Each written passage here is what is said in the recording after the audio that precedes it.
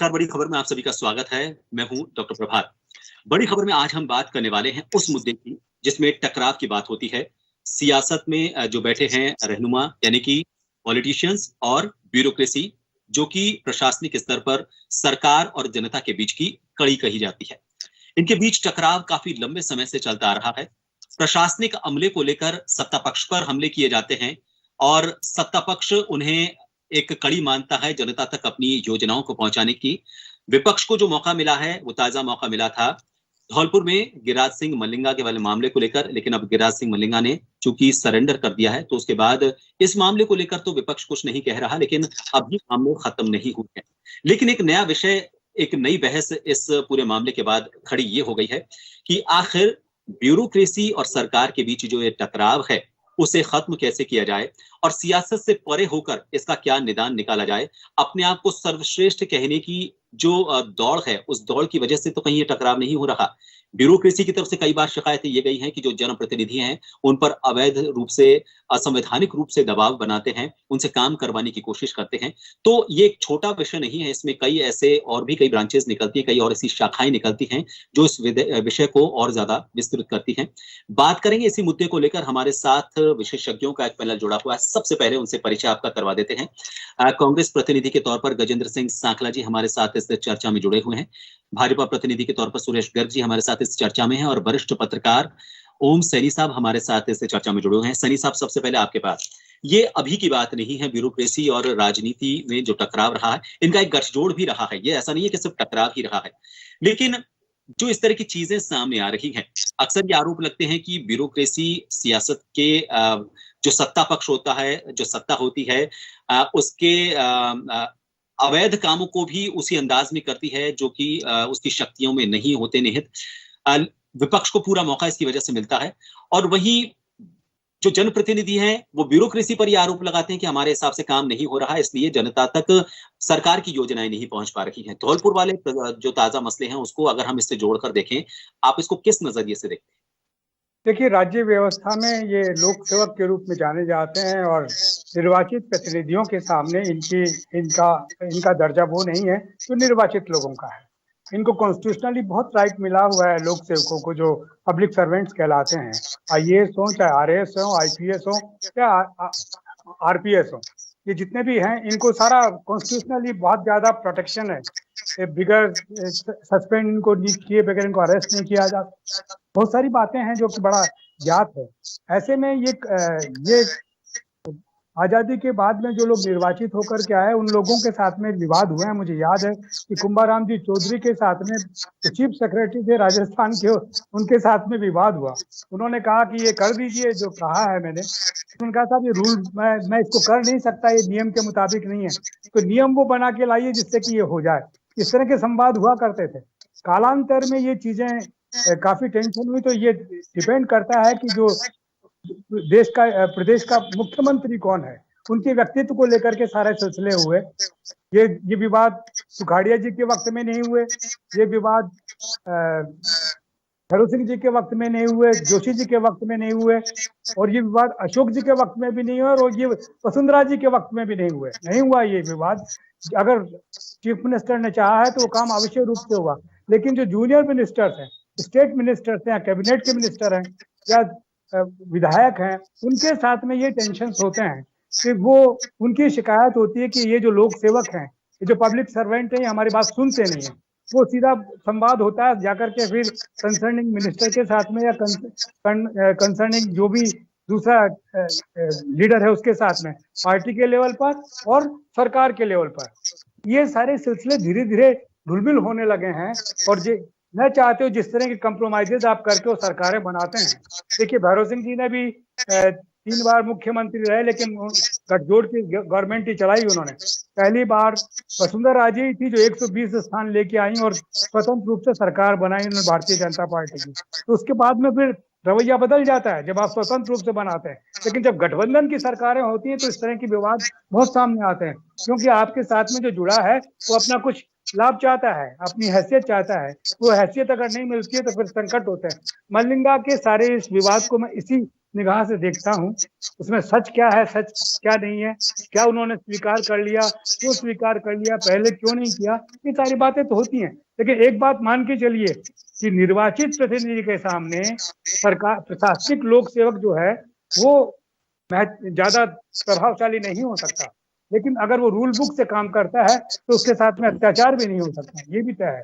तो इनमें समन्वय होना चाहिए और ये डिपेंड करता है मुख्यमंत्री पर, जो राज्य का लीडर है उस पर निर्भर करता है कि ब्यूरोक्रेसी किस तरीके से काम करे, कैसे समन्वय हो। तो ऐसे विवाद तो होते रहे, लेकिन इतने इतने इतने इतने घने विवाद नहीं हो जो आजादी के 5 साल 10 साल के अंदर देखने को मिले थे राजस्थान के अंदर, वैसे विवाद अब नहीं होते हैं। तो मुख्यमंत्री के सामने सरेंडर करना ही पड़ता है उस व्यक्ति को, नहीं हो रहा है तो समझिएगा कुछ न कुछ अंदर अंदर जो निर्वाचित प्रतिनिधि बोल रहा है उससे स्वीकार नहीं किया जा रहा मुख्यमंत्री द्वारा, इसलिए ऐसा नहीं हो रहा, यूं समझिए आप।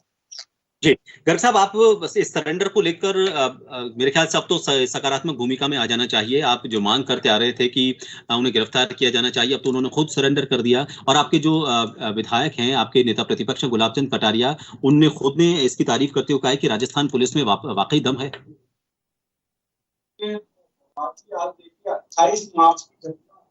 28 मार्च और आज 11 मई हो चुकी है।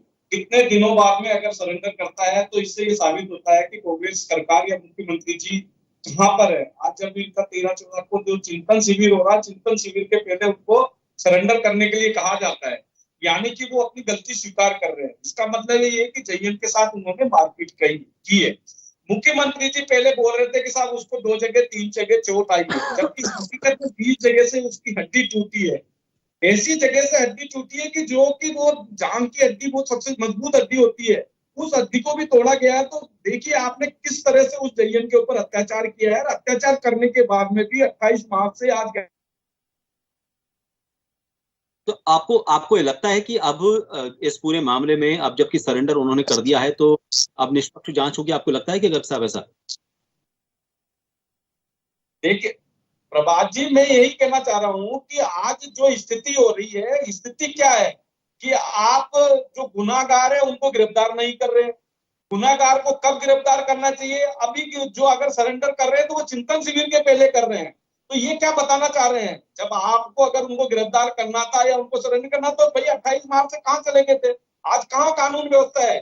आज डॉक्टर अर्चना शर्मा ने जो आत्महत्या की है उसके जो मुख्य गुनाहगार है क्यों नहीं गिरफ्तार कर रहे?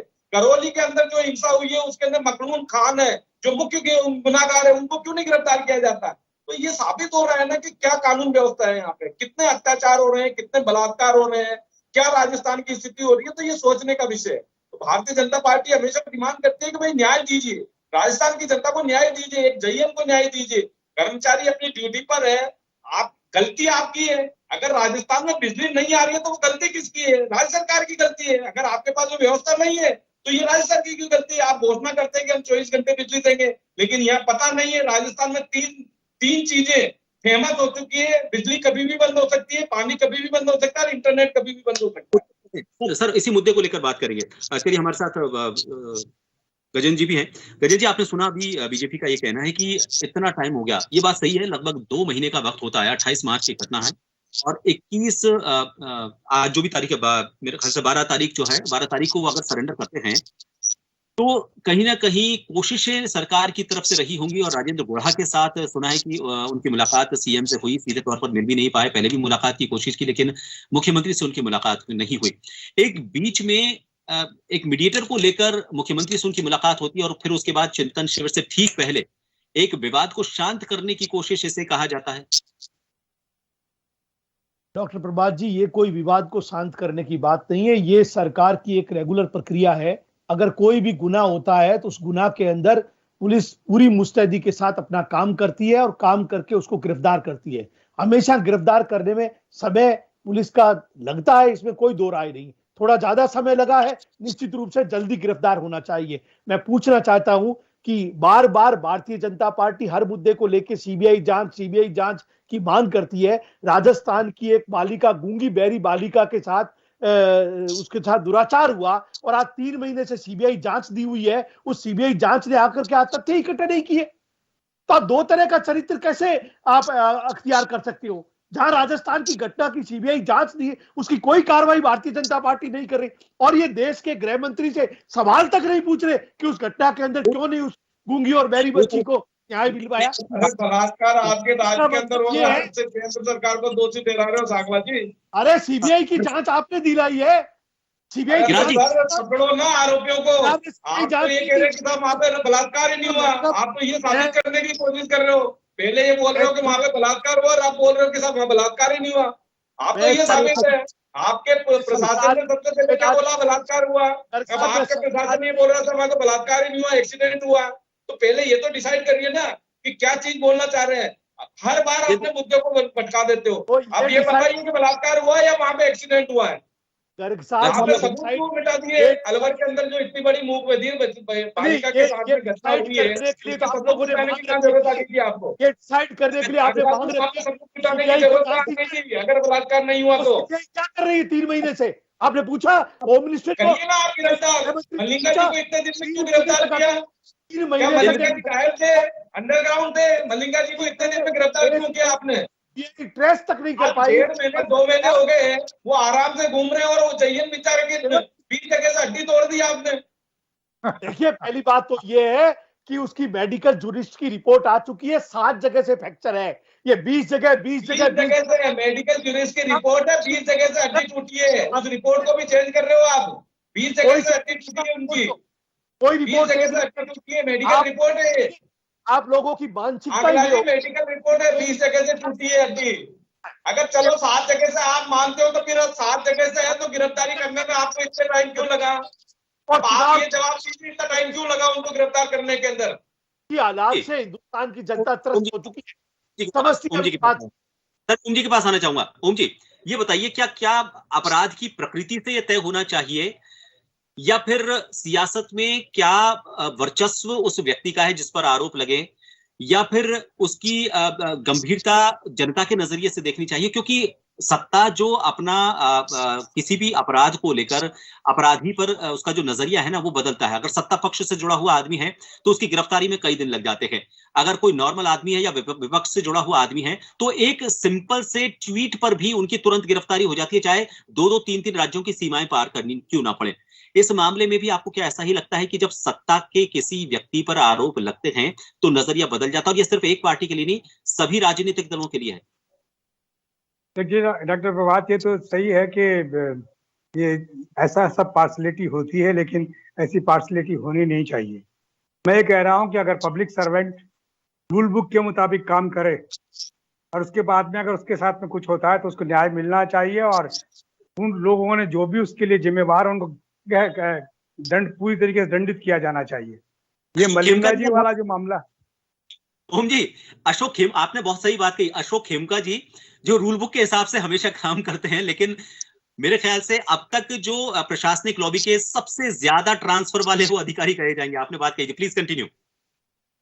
हाँ, तो ये आपको भुगतना पड़ेगा अगर आप राजनेताओं के साथ में अपने संपर्क नहीं बनाते हैं। और सचमुच में जो पार्टी ये कहती है कि हम गांधी के अनुयायी हैं और गांधी की तरह से नैतिक रास्ते पर चलेंगे, तो नैतिक रास्ते पर चलेंगे तो फिर कंप्रोमाइज नहीं होंगे, कोई ऐसा अंदरूनी साठगांठ नहीं होगी।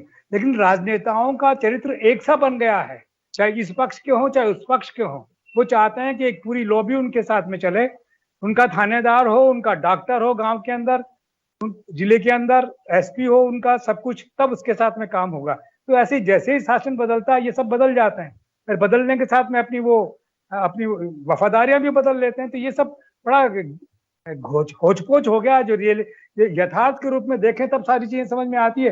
जब पार्टियों में बैठ के देखते हैं तो फिर निश्चित रूप से हर पार्टी अपने आदमी को प्रोटेक्ट करने की चेष्टा करती है। अभी मलिंगा जी वाला जो मामला है, इसकी जांच हुई, वो अगर स्वीकार कर रहे हैं तो उनके ऊपर बाकायदा कानून के मुताबिक काम होना चाहिए। That is enough, I tell you. यही एक तरीका है, इसके अलावा कुछ नहीं। क्योंकि हमने तो अशोक सिंघवी को भी देखा है, इतना बड़ा, जिसने इतना बड़ा घोटाला किया खान का, वो कब किसने प्रोटेक्ट किया उसको, कैसे आकर के इस राज में भी आगे काफी अर्से तक बैठा रहा। तो ये साठगांठ का सिलसिला ये खत्म होना चाहिए, और इसको खत्म करने के लिए पार्टी का अपना आदर्श स्वरूप होना चाहिए। मैं तो भारतीय जनता पार्टी से ज्यादा अपेक्षा इसलिए करता हूँ कि इन्होंने चाल चरित्र और चेहरा बदलने की बात की थी, वो 80 के बाद में लगातार जो चेहरे बदले हैं वो बहुत कमाल के बदले हैं, वो नहीं बदले उस तरीके से। अटल जी के साथ में, आडवाणी जी के साथ में चीजें डूब गई ऐसा लगता है, उसके बाद में हुआ नहीं। कांग्रेस के साथ में भी जैसा भी ये चिंतन और मनन करने जा रहे हैं, उसमें क्या होगा? यही सब तो होगा कि हम लोगों ने सन 52 में क्या कहा था और उसके बाद में हम लोग कहाँ कहाँ की यात्रा कैसे कैसे करा है और क्यों जनता हमसे विमुख हो रही है, क्यों नहीं हमारे साथ में जनता जुड़ती, हम दो ही राज्यों में कैसे रह गए सीमित, हम पूरे हिंदुस्तान में जो छाए हुए थे वो कैसे सीमित हुए। ये सब चर्चा ये होनी चाहिए, ये भारत की जनता के लिए भी बेहतर है और हमारे लिए भी बेहतर है और इन पार्टियों के लिए भी बेहतर है। देखिए ये कॉन्स्टिट्यूशनली इनको हक है पूरा जिस तरीके से जाएं मैदान में जाएं, लेकिन रास्ते कौन से अपना रहे हैं, नैतिक है या अनैतिक है, हिंसक है कि अहिंसक है, ये सब चीजें हमारा जानना काम है। तो हम बता देते हैं कि इसके लिए कौन रेस्पॉन्सिबल है, लेकिन उसका दुख भी हम ही पाते हैं। हम इनके कभी प्रिय हो जाते हैं, कभी अप्रिय हो जाते हैं, लेकिन जनता के बीच में प्रिय रहने के लिए जरूरी है कि सच उनके सामने रखा जाए। बलिंगा जी वाला सच अगर सामने आ गया तो उनको दंडित किया जाना चाहिए। ये राज्य सरकार देखेगी, कानून देखेगा, उनके साथ में सारा न्याय पक्ष वो देखे जाए उनके बीच में। बाकी ये एक तरफा नहीं है, ये देखिए बड़ा घालमेल हो गया राजनीति में। इन राजनेताओं को सोचना चाहिए कि इतना सहज नहीं है, जुमलों से काम नहीं चलेगा। हमें रियलिटी में बताइए कि क्या हो रहा है, हमारे पास में अगर खामियां हैं तो क्यों हैं। जनता आतुर है जानने के लिए, जनता समर्थन के लिए तैयार है, लेकिन जुमलों में नहीं, हकीकत में करके दिखाइए। मुझे इसलिए मैं अशोक गहलोत जी का इसीलिए प्रशंसक हूँ कि उन्होंने आते ही कहते कि मेरा घोषणा पत्र जो है ये हमारा बाइबल है। बहुत अच्छी बात है, इंप्लीमेंट कीजिए उसको। अगर नहीं कर रहे हैं तो ये बीजेपी बैठी है सामने प्रतिपक्ष में, अपना पूरा दाव लगाएगी और रास्ता दिखाएगी कि आप नहीं काम कर रहे, हम अब शासन हम करेंगे। अब तो जनता दे इस बात के लिए, तो हमें निष्पक्ष होकर इन बातों पर सोचना चाहिए। जी सुरेश गर्ग साहब, जब सत्ता में बीजेपी होती है तब वो अलग भूमिका में होती है, ये कांग्रेस का कहना है। दो मैं उदाहरण देना चाहूंगा। एक तो अजय मिश्र टेनी का उदाहरण, के बेटे हैं आशीष मिश्र, उनकी गिरफ्तारी को लेकर देखिए अभी तक नैतिक तौर पर जो इस्तीफा होना चाहिए था, क्योंकि अगर सत्ता में रहेंगे तो आरोप लगेंगे कि वो सत्ता का उपयोग कर रहे हैं। और कल जो पूछों पर ताव देते हुए उनका एक वीडियो सामने आया, ये नैतिकता कहती है कि अगर कोई भी अपराध हुआ है तो कम से कम अपने को शालीन तो रखें, एक कोई अलग मैसेज देने की कोशिश ना करें। और दूसरा आईएएस पूजा, जिसकी आज जाकर गिरफ्तारी हुई है, ये कहा जाता रहा है कि वो हमेशा से ही ऐसे उच्च पदों पर रही हैं। कई आरोपों के बाद, पहली बार आरोप नहीं लगे, उससे पहले भी उन पर आरोप लगे हैं, लेकिन कभी भी उनकी पदवी में कोई डिमोशन उनको नहीं हुआ। ये भी एक बहुत बड़ा कारण है जिसकी वजह से ये इस तरह की चीजें सामने आती हैं। देखिए प्रभात जी, जो आप पूजा सिंघल जी के बारे में बता रहे हैं, पूजा सिंघल जी को आज ईडी ने गिरफ्तार किया है। आप ये देखिए कि पूजा सिंघल जी महत्वपूर्ण पदों पर विराजमान है बिहार झारखंड के अंदर, और उसमें मुख्यमंत्री जी का संरक्षण है। आज वहां पे कांग्रेस की सरकार है, कांग्रेस समर्थित सरकार है, और मुख्यमंत्री जी पूजा सिंघल को बचाने की कोशिश कर रहे थे, जबकि उनके करोड़ों रुपए, उनके चार्टर्ड अकाउंटेंट के पास में 19 करोड़ रुपए केस तो उनके सीए के पास में मिले हैं। तो आप देखिए कि पूजा सिंघल कितने महत्वपूर्ण पदों पे रही हुई है और कितना भ्रष्टाचार किया। भ्रष्टाचार करने के बावजूद भी उस पर आरोप, मुख्यमंत्री जी आरोप लगा रहे हैं कि साहब भारतीय जनता पार्टी जबरदस्ती शोषण कर रही है, जबकि हकीकत ये है कि उन्होंने भ्रष्टाचार किया, खान घोटाला किया है, दुनिया भर के घोटाले किए उन्होंने। इसी तरीके से अजय टेनी जी का लड़का है, उसको गिरफ्तार किया, कानून अपना काम कर रहा है, सरकार ने सहायता की है, उनको गिरफ्तार किया गया है और वो आज जेल के अंदर है। उसमें अजय टेनी जी का कहा है, भारतीय जनता पार्टी ने सपोर्ट किया है उसके अंदर। कोर्ट को ये टिप्पणी भी करनी पड़ती है कि उन्हें जो जमानत मिली थी वो गलत तरीके से जमानत मिली है, ये भी टिप्पणी करनी पड़ती है। सर इसमें देखिए प्रभात जी, इसमें भारतीय जनता पार्टी का कोई लेना देना नहीं है। आज हाईकोर्ट ने अगर जमानत दी है तो उसमें भारतीय जनता पार्टी क्या करेगी? ये तो कोर्ट का डिसीजन है। अगर हाई कोर्ट ने उनको जमानत दी है, सुप्रीम कोर्ट जमानत रद्द कर देता तो ये कोर्ट का डिसीजन है। हम कोर्ट के डिसीजन को भारतीय जनता पार्टी थोड़ी चैलेंज कर रही है या उसके ऊपर आरोप लगा रही है क्या? भारतीय जनता पार्टी ने अगर कोर्ट ने कहा है कि नहीं साहब ये जमानत गलत हुई है तो ठीक है साहब, उनको गिरफ्तार कर लिया गया है। तो वहां पे यूपी के अंदर योगी जी की सरकार है, योगी जी की सरकार कानून व्यवस्था में विश्वास करती है। आज योगी जी की कितनी स्ट्रॉन्ग कानून व्यवस्था है वहां के अंदर। आप ये देखिए 1.25 लाख लाउड स्पीकर उतर गए हैं, जबकि यहाँ पे झोरी बाजार के अंदर लाउड स्पीकर लगाए गए हैं। तो आप देखिए कानून आगे आप उसी रास्ते पे टेरर में लाया गया है, उधर ही आ गए रास्ते पे। आपने सुना अभी उनका ये कहना है कि जो भी राजस्थान में सरकार है वो अगर समय पर फैसला ले, देखिए उन्होंने जो इशारा किया वो अभी फिलहाल जो जलदाय मंत्री हैं, उनका जो मामला है, ताजा मामला, उसको लेकर भी फिर नैतिक जिम्मेदारी की बात आती है कांग्रेस पर? सर बिल्कुल कांग्रेस के ऊपर नैतिक जिम्मेदारी की बात आती है, और यहां तक कि जलदाय मंत्री ने खुद ने भी कहा है कानून अपना काम करे, गलती अगर जिसने की है वो भुगतेगा, इसमें कोई दो राय नहीं। अशोक गहलोत साहब ने भी ये कहा है कि निष्पक्ष रूप से होंगे, ये बता दीजिए। अब चूंकि राजनीति क्यों हो रही है, राजनीति इसलिए हो रही है कि वो महिला ये कह रही है कि मैंने राजस्थान के अंदर इसलिए एफआईआर दर्ज नहीं कराई कि पुलिस मेरी मदद नहीं करेगी क्योंकि कांग्रेस की सरकार है, इसलिए मैंने दिल्ली में जाकर के एफआईआर कराई। अगर आप पहले राजस्थान में जाते, कोई थानेदार आपको मना करता कि एफआईआर नहीं करूंगा, कार्रवाई नहीं करूंगा, तो आपकी सवाई माधोपुर एसपी को एफआईआर ट्रांसफर की गई थी, कोई कार्रवाई नहीं की है, तब जाके दिल्ली ने अपनी एफआईआर ली है। आप देखिए, दिल्ली के अंदर एफआईआर लॉन्च होने के बाद में सवाई माधोपुर एसपी को ट्रांसफर की गई थी। सवाई माधोपुर एसपी का आज बयान है कि किसी भी बयान है, गिरफ्तार करिए ना उस विक्टिम के द्वारा, गिरफ्तार करिए। अगर यही कोई भारतीय जनता पार्टी का कार्यकर्ता होता ना, तो कभी के आप सलाखों के पीछे भेज चुके होते, सलाखों के पीछे भेज चुके होते। जब पीड़ित व्यक्ति ये बता रही है कि मेरे साथ में इस तरह की घटना हुई है, इसके बावजूद भी आप उसको गिरफ्तार नहीं कर रहे, क्योंकि आपकी सरकार है, आपके नेता का बेटा है। गिरफ्तार नहीं कर रहे, एफआईआर दर्ज होगी तब गिरफ्तारी होगी ना, कोई एफआईआर दर्ज नहीं करवाई। बहस बड़ी है। और आज एसपी का बयान है, महीनों पुरानी घटना है, वो राजस्थान में एफआईआर लॉन्च कराने की कोशिश कर रही है, एफआईआर लॉन्च नहीं कर रही।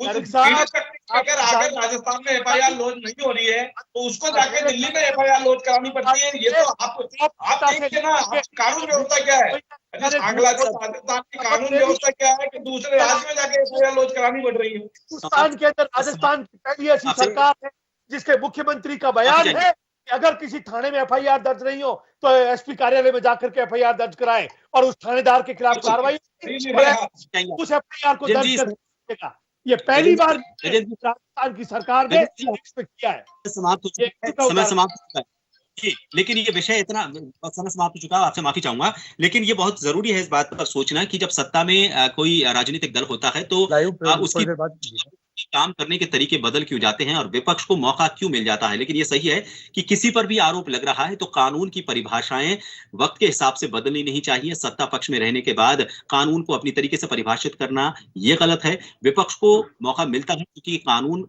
की परिभाषाएं सत्ता पक्ष की तरफ से बदली जाती हैं, लेकिन ब्यूरोक्रेसी और सत्ता पक्ष या फिर राजनीति का जो टकराव है वो एक अपना अलग विषय हो सकता है। लेकिन अगर किसी तरह का कोई अपराध किसी भी पक्ष की तरफ से किया जाता है तो कानूनन उसका काम होना चाहिए, कानूनन उसमें प्रक्रिया से समाधान निकालने की कोशिश की जानी चाहिए, ताकि न सिर्फ ये टकराव खत्म हो बल्कि जो कानून में विश्वास है जनता का वो यूं ही बना रहे। बहुत बहुत शुक्रिया आप सभी का इस खास विषय